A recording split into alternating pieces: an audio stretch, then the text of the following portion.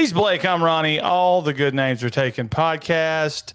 And Blake, finally, after 2 years on YouTube, whatever it's been, we're doing one of our favorite movies of all time. And by favorite movies of all time, it's movies we've watched a lot. 1991's Stone Cold, starring Brian Bosworth, the Boz, starring Lance Henriksen, William Forsythe, the guy that played the gay guy from Married with Children, Dancing with Peg, and the guy who ate the heart in Friday the 13th, Part 9. And the guy from Terminator 2, and the guy who drinks motor oil and Over the Top. Wait a minute. The guy that drinks motor oil and Over the Top. No, I'm sorry, not him. The Smasher from Over the Top. Yeah. For the longest time, I didn't know that guy. He's like the number 2 or 3 or 4 in command.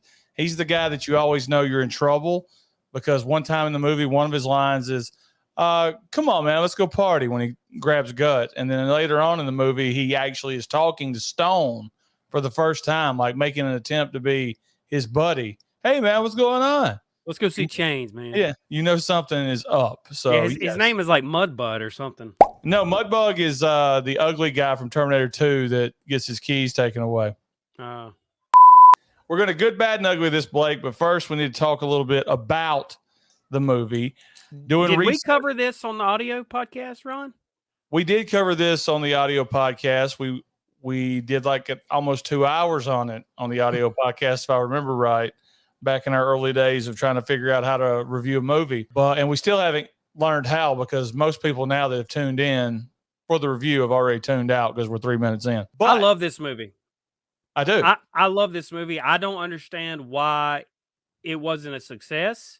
I don't understand why it didn't become a cult classic. Watching this back, the same reaction of when I was 8 years old watching it. I absolutely love it.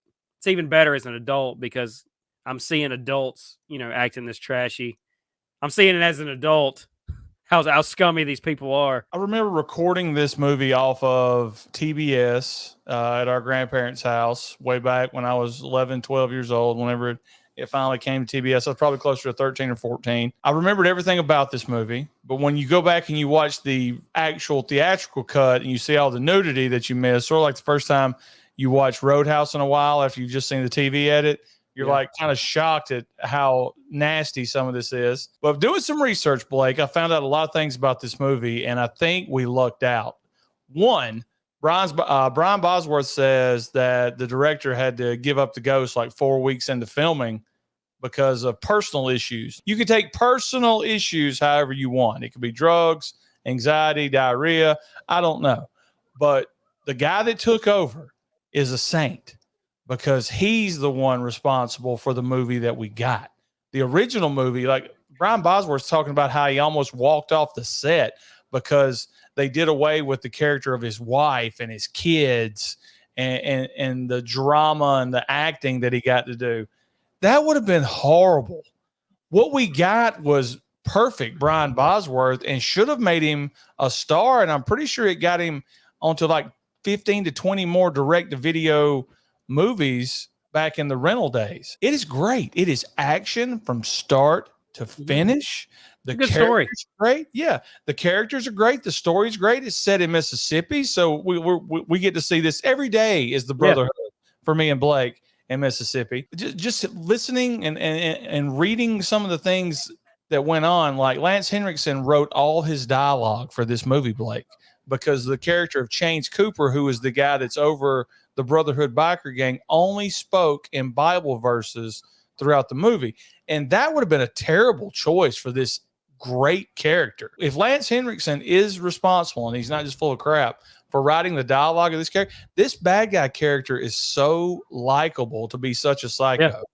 And William Forsythe being William Forsythe, if we did a show, Blake, and I think I'm going to get in touch with Boz, top X underrated actors of all time, I think William Forsythe's got to be on there because he plays another scummy character that is just amazing. Okay, plays himself. Yeah.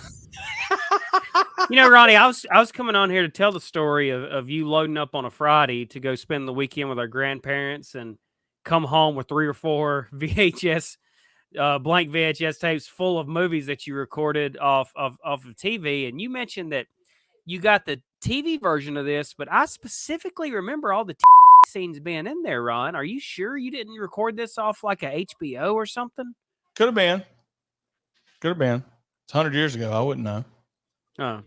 It was on VHS. I'm just glad that you didn't jump on here and go, this movie's terrible. Because no, this is not a gimmick or anything. I really, truly love this movie, and I was going to save all this stuff for the end, but let's just get into it, Ronnie. Why isn't this just as big as Roadhouse? Because there's no Patrick Swayze, and there's no Sam Elliott. Let me ask you a question. Patrick Swayze is John Stone. Brian Bosworth is Dalton. Is this Roadhouse then? Is Stone Cold iconic, the white trash movie everybody loves to go back and watch that's getting remade now, and Roadhouse is unknown, if that's the case? Is that the only reason Roadhouse has notoriety, is because the three big names that's in it, and this don't have anything because there's no... Roadhouse has got a great story to it, and it's acted really, really well to be the type of movie that it is, with all the action and the filth and the cursing and the brawling.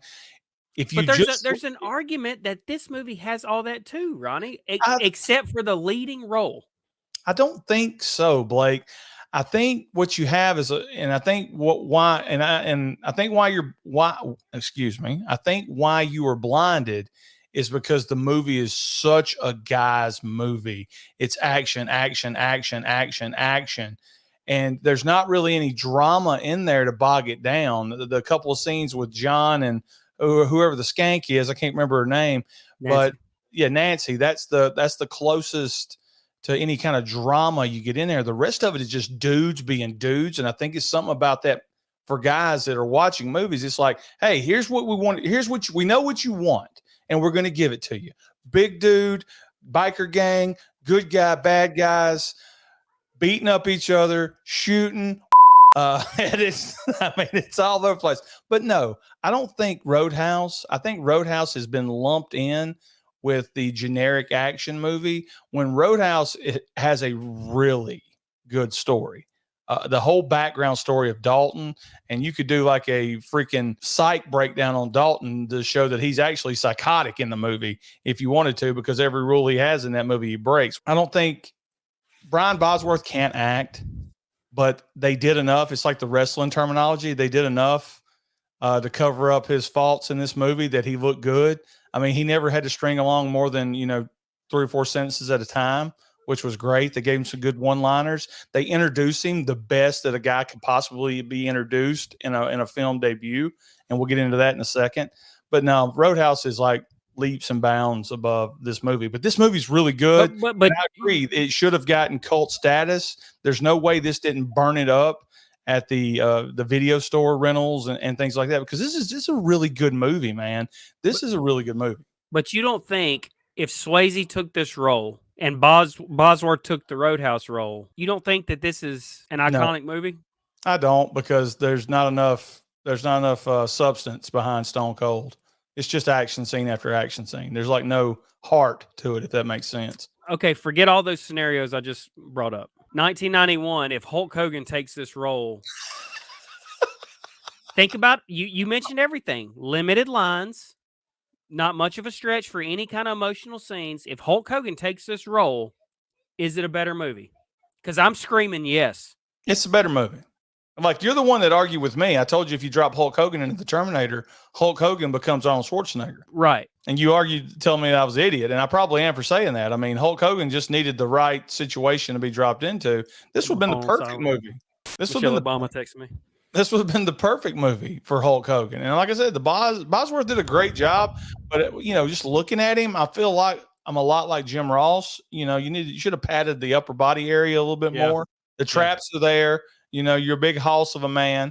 But if you're going to yank that shirt off like your stud, you got to have a few more pounds in those pecs. Well, the reason I'm fantasy booking Hogan in this role is because we would have got the showdown between Hulk Hogan and Tom McGee. And for all you wrestling nerds out there, you already know Tom McGee was the guy who was going to take Hulk Hogan's spot. He had a great match against Bret Hart. He's doing backflips. He's jacked just like Hogan. He's super athletic. And Vince McMahon's like, that's going to be my next champion. Little did they know He's horrible. He sucks. He can't wrestle. Bret Hart was the reason he looked good in that match. So if Hogan was booked here, you'd have had Tom McGee versus Hulk Hogan in that pit.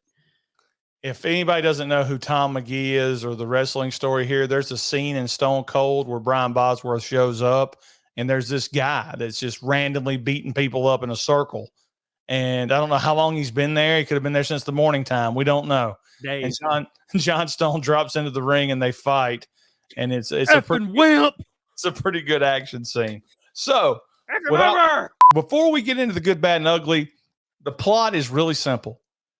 Joe Huff is an Alabama cop who's on suspension for 3 weeks for reasons we don't know. The guy that ate the heart in Friday the 13th Part 9 and Lance show up from the FBI and blackmail him into going undercover with the Brotherhood so they can try to arrest these guys. The Brotherhood is a biker gang, Aryan Nation type gang in the South that is running prostitutes, drugs, you name it. And they give this weird side unnecessary storyline for Lance, who I forget who he's played by. You said it earlier, but he's in Christmas Vacation. He works with Clark. He's Doug Heffernan's boss on King of Queens. He's in Getting Even with Dad. He's in a ton of stuff. Really good actor. But they give him this weird side plot, Ronnie, of him being like OCD and a clean freak. Like he won't use bathrooms. He's at a bar ordering a beer with a glass, and the glass ain't clean enough. Sam McMurray's his name. Ah, good deal. Good pull. But yeah, you're right. I mean, the whole point of a germaphobe cop, and he acts like he doesn't know what's going on with the FBI. Like he's sitting in the back seat when the Reverend from the Don King wannabe from Rocky V is touch me and I'll sue. It's talking about everything about Chains Cooper, and Lance in the back goes, "Yeah, you infiltrate and then you arrest, right?" Asking Joe, who's a shitty Alabama cop. Here's the thing. I mean, I don't think that was necessary, but I do understand what they were going for. You set up the nerdy partner for at the end that he can have his time to turn it on, brother. All right, Blake, I'll let you start. What is your first good? The characters. And you can start from the top and go all the way to the bottom, Ronnie, because there is not a bad character in this movie. And very few movies can say that. Nancy. The reason she's not a bad character is because they didn't go the cheesy route of them falling in love and ending up together. She ended up with a bullet in her head, and that's how you handle stuff in South Mississippi. So here's a question, Blake. You're talking about the characters. Nancy, did she tell Chains about John Stone being an undercover cop, or were we supposed to think that? For the longest time, I've thought she told that she found out that John was an undercover cop, and that's why she was sitting there. But upon this 3 times that I've watched it this weekend, because this movie's so great, I think the guy from the club coming back was the reason that they knew. I don't think she actually told. I may be wrong.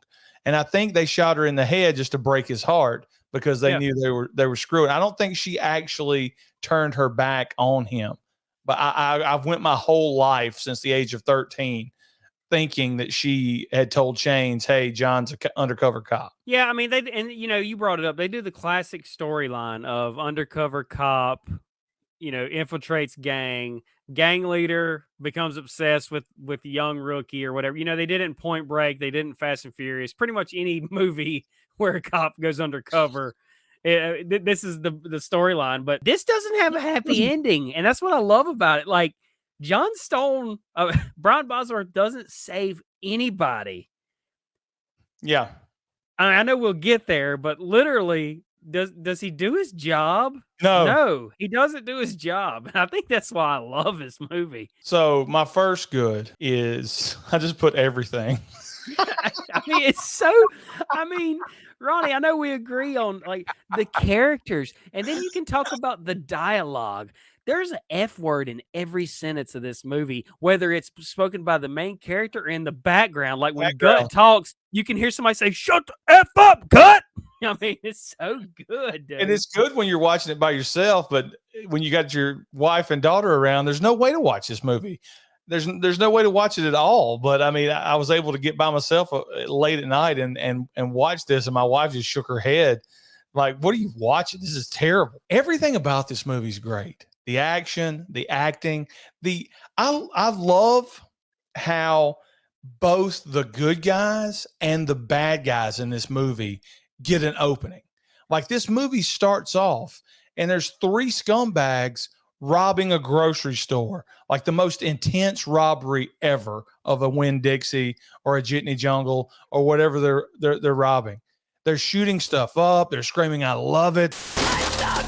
They're grabbing kids that's got braces everywhere. Joe Huff walks in, and all you hear is a buggy being pushed, and it infuriates the leaders so bad. He sends the one, it was like Ricky Strings, off to see what the noise is. Cut to our hero, just as cool as can be with that jacket and that hair. Yeah, it looked like he walked right out of Columbine School, Ronnie. He is stealing a cookie when he gets the shotgun pushed right to his mouth in a great scene. And then the rest of the movie, the rest of the beginning is him just taking out the bad guys one by one. And then he's propped up as the main bad guy, like I think he literally broke his neck for the movie to fall into the cokes. And the cops come running in. This one sweaty, I don't know what race he is, cop goes, "Joe, I'd like to see you talk your way out of this one." And then here comes the stereotypical chief. "Joe, what do you got to say for yourself now, Huff? You got to clean up on aisle 4. And then boom. "Joe, what the hell's going on? You're still on suspension. Let me see you sweet talk your way out of this one."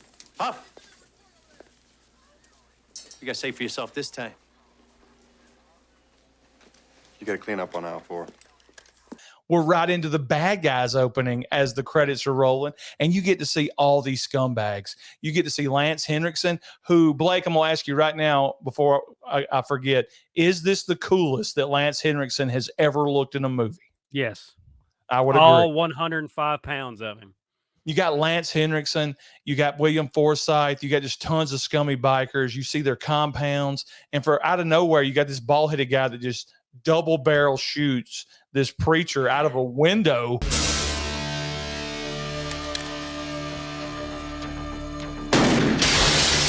The preacher hands the baby off, turns around, and gets blasted. My first note is this is the greatest 5 minutes of an opening of all time, because we see how many people die, Ronnie. I mean, you said it self. A couple of those guys in that grocery store are dead. This preacher gets blasted through a window.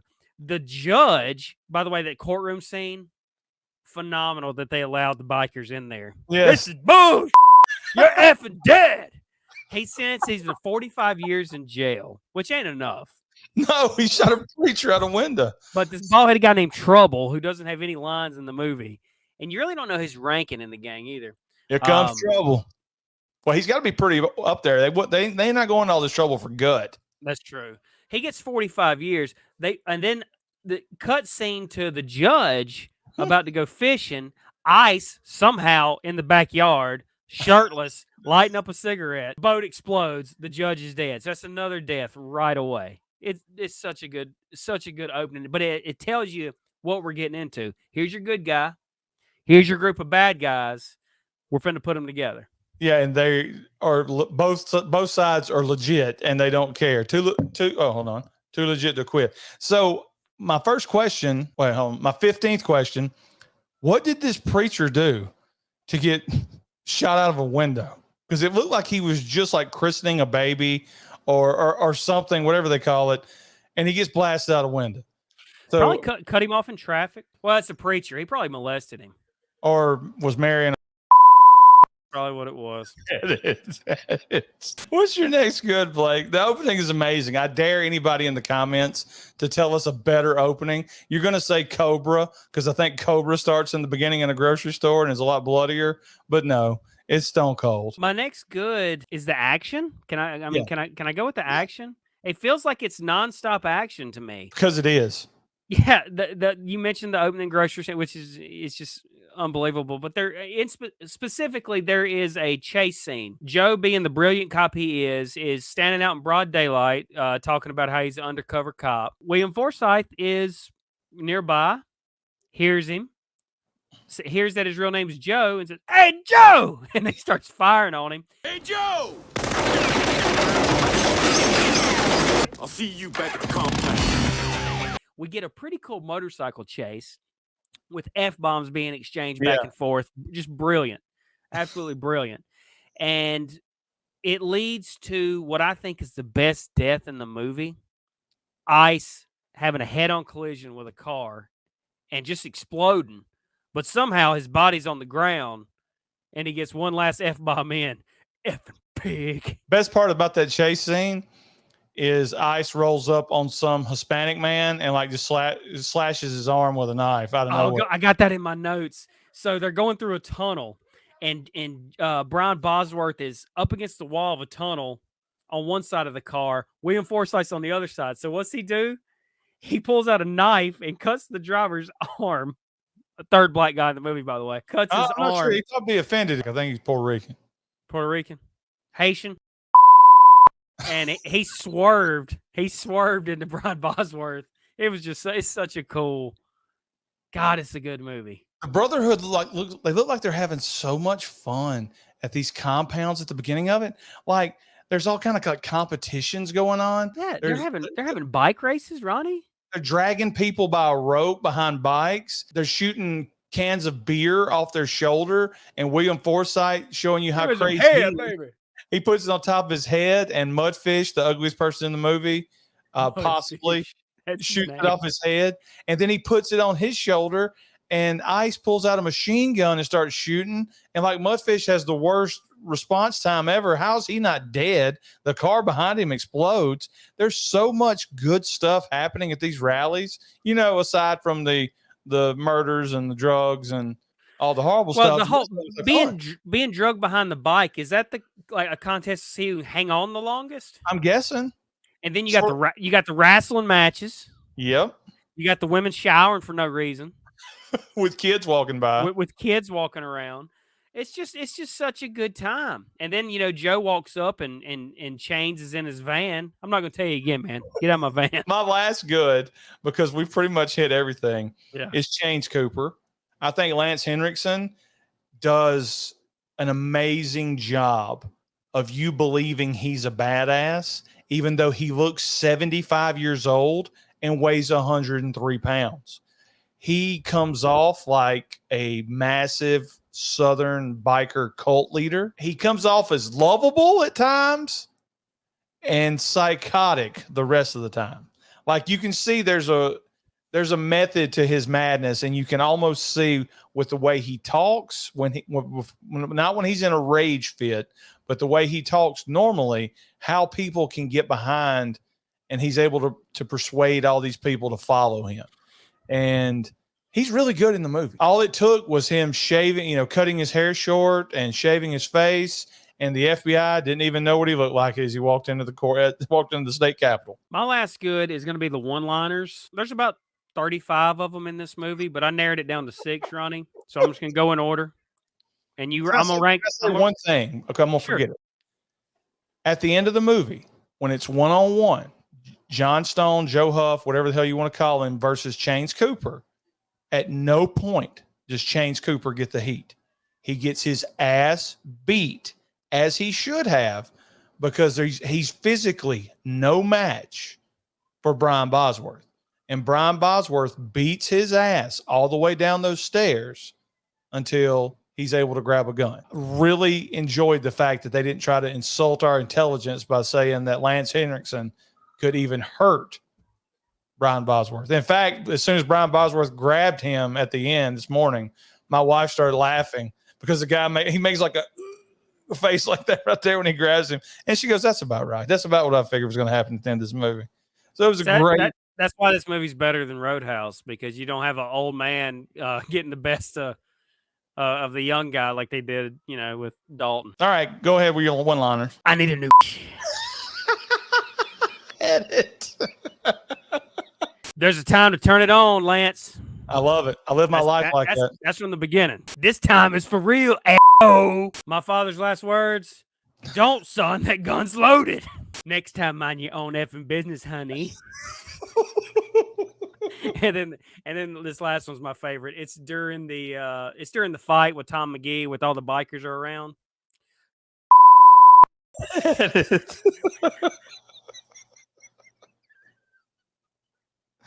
This movie's amazing. All I don't know how we're gonna find any of these. Blake, I'll go first. I got one. My first bad. The movie was too short. Oh, that's a really good one, Ronnie. That is I needed a really good 15, one. I needed 15, 20 more minutes. If you give me 15, 20 more minutes of Joe actually going through these challenges that Chains is getting him so he can win the trust of the Brotherhood, I'm all for that. I mean, he's jumping on cars. You picked up the wrong passenger, buddy, before he gets slung off. His ass cheek is hanging out part of his jeans because he's got jeans sliced in the back. So the movie's too short, Blake. It needed to be longer. I'm with you. They should have Oppenheimer this man. It should have been 4.5, 5 hours long. Yeah, you're right. They could have gave us like him wearing the colors, you know, actually becoming a member and wearing the colors. There was a lot of route they could have went. Another thing they didn't do in this movie is they didn't let him is that Jarvis? No, Jarvis is dead. Which one is that then? Is that Matthews? This is Tom Matthews. Oh, and he's a just like Tom. My first bad is the way Biloxi is pronounced. Biloxi, please. Yeah. This movie's filmed in Mississippi. Ronnie, if 5-year-old me would have known that, I'd have been at the coast. I would have been an extra in this. I'd have been walking around in the background. I'd have been in the shower. But it's for those of you out there, it's Biloxi, Mississippi. And obviously they didn't do any homework. When Chains calls his informant to find out about Joe Huff, she goes, Biloxi, Mississippi. Biloxi. Yeah, I can't believe that made it through. That's awful. That's awful. That's really bad. We haven't even brought up the fact that Brian Bosworth is supposed to bring this biker gang down.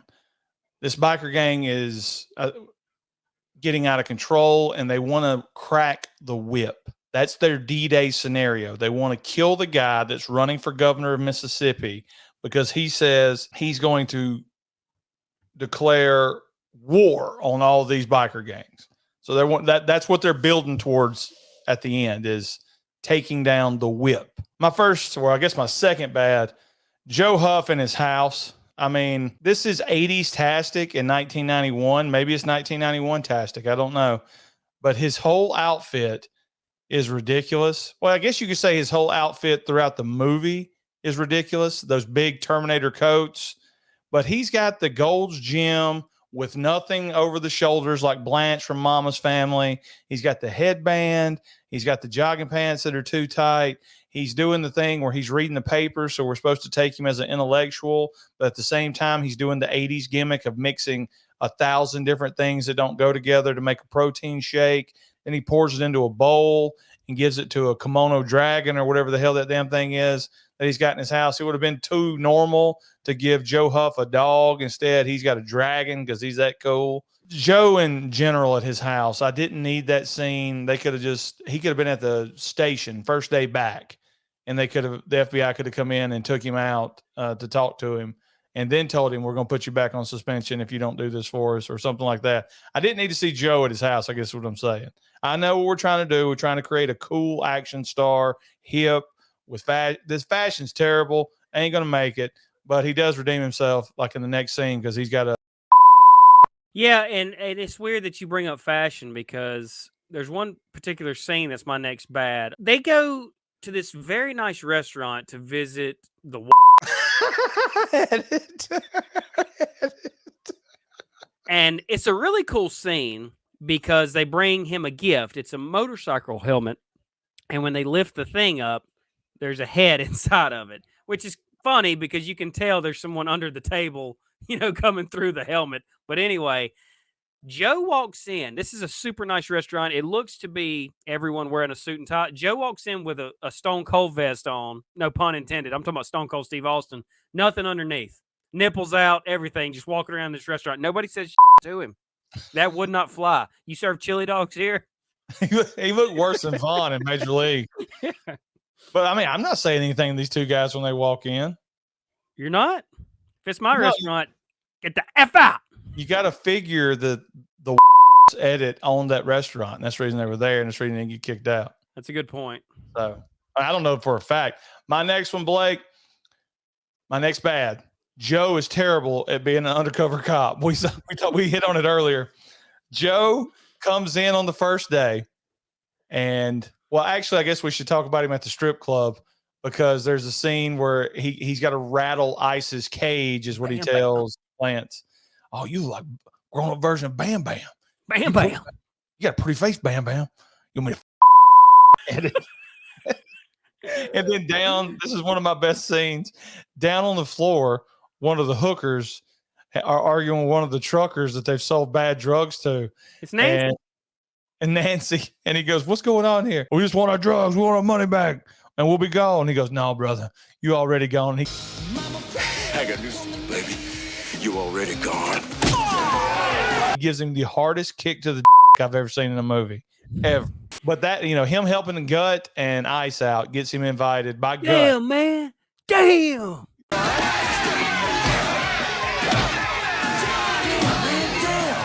Damn. Which leads to my next bad. I'm not finished. Go finish. I'm sorry. Which leads him to get to show up at this rally, Brotherhood rally. And the first thing he does is he wants himself to be known by everybody, which is like, if you're going undercover, I don't think that's what you want to do. You just want to try to get in there and not try to piss everybody off. He beats Ice in a motorcycle wreck. He goes out there and he beats the hell out of Tom McGee, who's their top wrestling attraction. And then he refuses to have sex with Chains' girl. He tells Jane, "Get your ass out of my van." This is what he tells. We're going to get in each other's heads, man. May not like what you find, Chains. It's you and me, Stone. We're gonna get in each other's heads, man. He's leaving constantly. He doesn't, like, everybody else lives at this compound apparently, but Joe's never there. He's constantly leaving. And like you said, he gets spotted because he meets with Lance in the open every time he meets. And finally Ice sees him. He's like the worst undercover cop ever. Yeah, he sucks. And look, the first mission they sent him on was after that guy that does all the weird kicks in the Van Damme movie. And he's out there, Bloodsport, whatever. And he's out there dancing. And like, this is like some of the best dialogue that Brian Bosworth has in the movie. He goes, "Man, you're a hell of a dancer out there. Thank you. Thank you."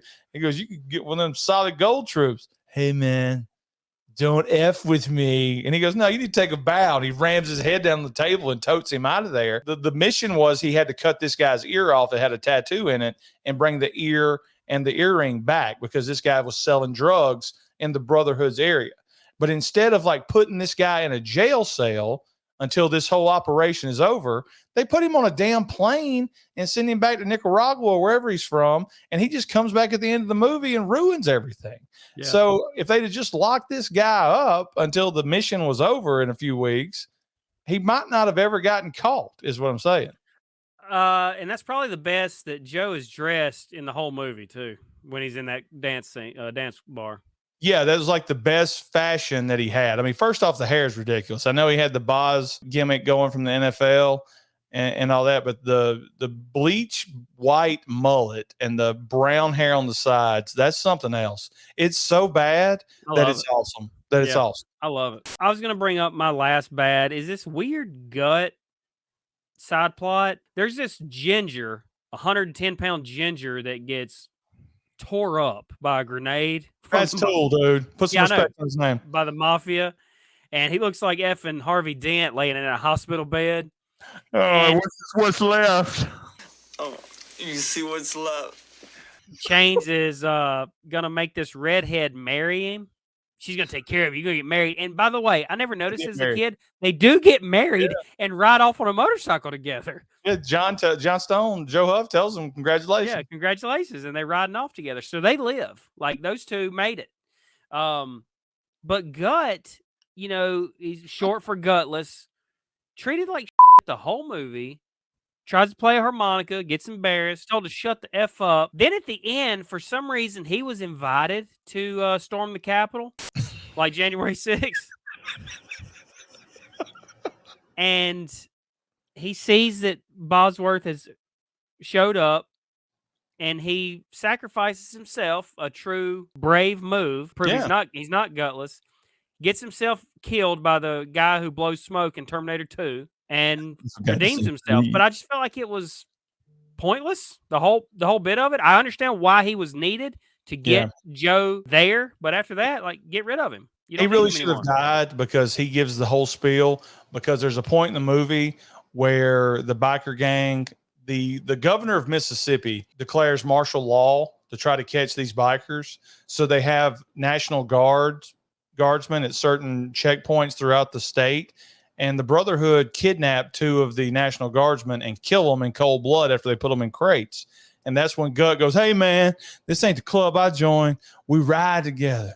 We die together. Shut up. We don't do this cold blood." Shut the F up. To punish him, Lance Henriksen does the Pet Cemetery 2 gimmick where he puts the guy's hand in the wheel spokes as they're going real fast.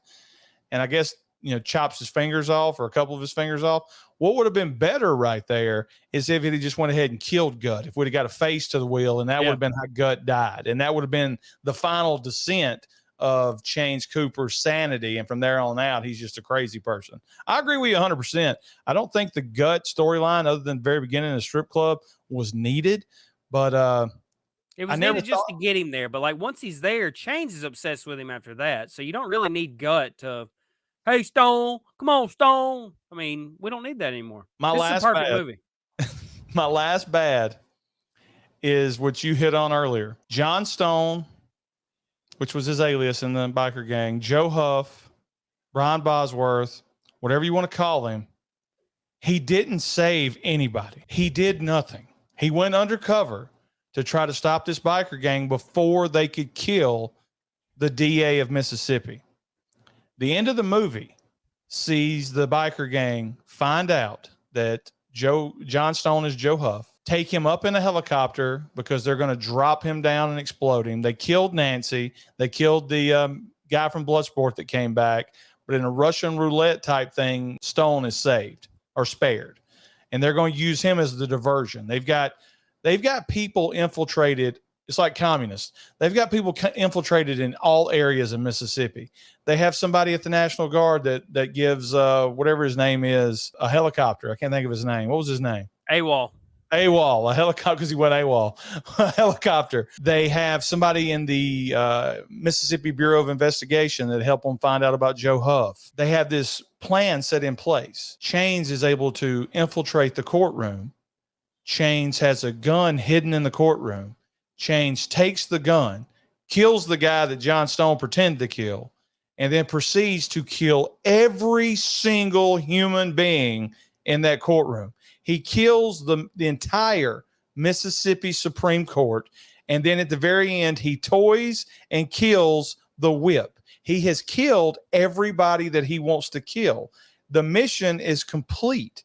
John Stone is a failure. The FBI is going to have a giant black eye about this case because they sent a guy undercover and nothing happened. Everybody died. I just thought he's a horrible cop. I mean, he would have been a better biker member because all he really does is kill Ice, and he kills Mudfish, and he kills Trouble, and he kills the Smasher, and he kills Chains, and the carrying the P2P. So I'm not even sure. It's crystal meth, right? Yeah, I would assume it's crystal meth or PCP. One of the two. PCP. Okay, so they just made up words. I don't know. Maybe it's a real. Let's check it Down out. in the comment section, is P2P real? Any of you drug heads, is P2P real? Let us know in the comments. Yeah, I mean, that's a good point, Ronnie, is usually these movies end with I'm throwing my badge down and taking a different path. You know, they did it in Point Break. They did it in Fast and Furious. In this one, the FBI is screwing him over. You know, they're blackmailing him. I don't know if we mentioned that. Like, they're blackmailing him. Yeah. Like, he's suspended 3 weeks. Well, that just turned into 6 months with no pay if you don't do this. So they're blackmailing him. They're constantly trying to pull him off this case. I tried to tell my stupid. I couldn't do it. Yeah, and so you would think he would have negative feelings toward the FBI, toward Lance, and anybody in charge. So you think when he walks out of that courthouse at the end, he's done with being a cop. But you don't really get that, do you? No, you do get, looking back, Ronnie, you do get everybody staring at him as he walks out down the steps, through the bodies. Every person turns around and gives him a stare. So Probably. maybe he did quit. I don't know. What do you think? I think they were like, hey, there's one biker left, and why are they letting him leave? Yeah. Well, no, here's the deal. I mean, George Washington Carver, or whatever that guy's name was from Rocky V, had every right to say, give me your damn gun at the end of it.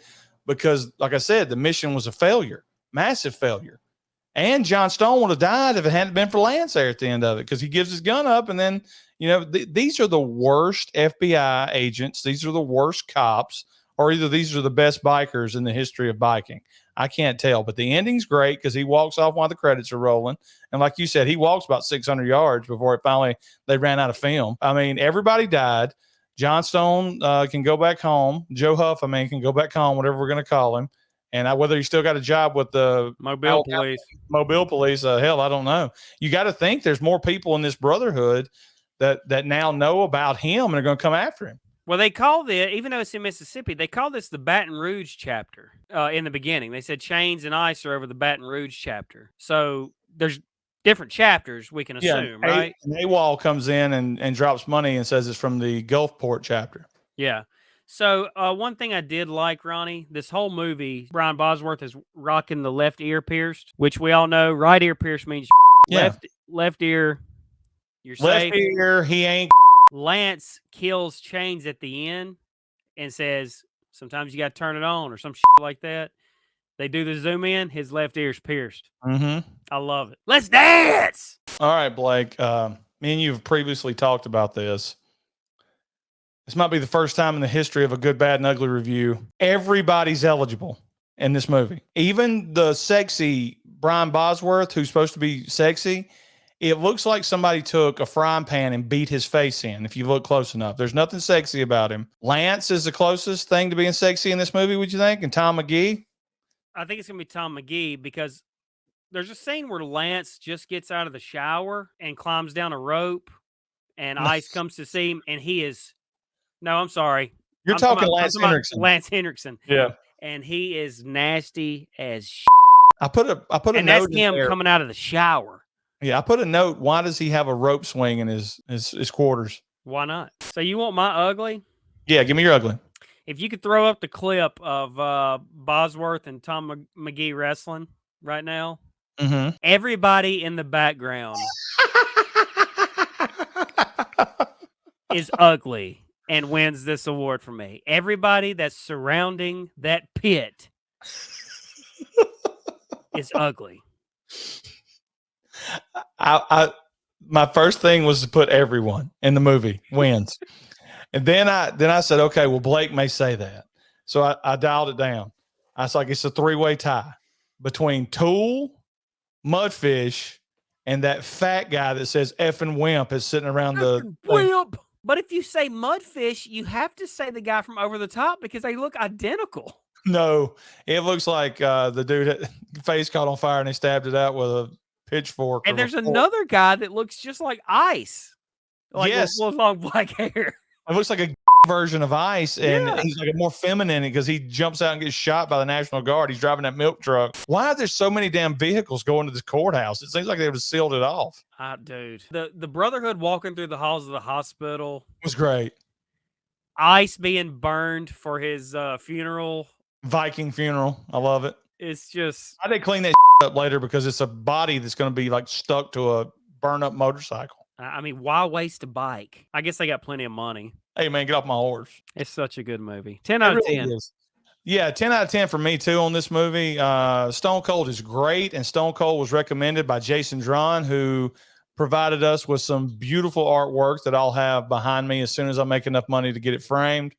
So thanks, Jason, for the recommendation. Thanks, this was great. And when I saw, he goes, y'all just got to do Stone Cold for me. And I was like, dude, it's one of our favorite movies. I don't know if he believed that or not, but after watching this review, he's got to know that we know all about Stone Cold. If there's a competition, if any other YouTube channel's having a trivia contest and the subject is Stone Cold, we're coming on. And we're probably going to square off against each other.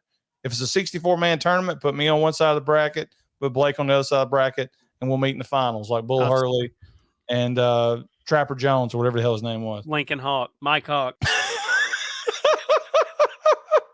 Hit us in the comments. What is your good, bad, and ugly for 1991 Stone Cold? Who was the ugliest? Somebody, you got to tell me. How many people how many of our viewers have actually seen this movie? Go out of your way to watch it. It's on YouTube.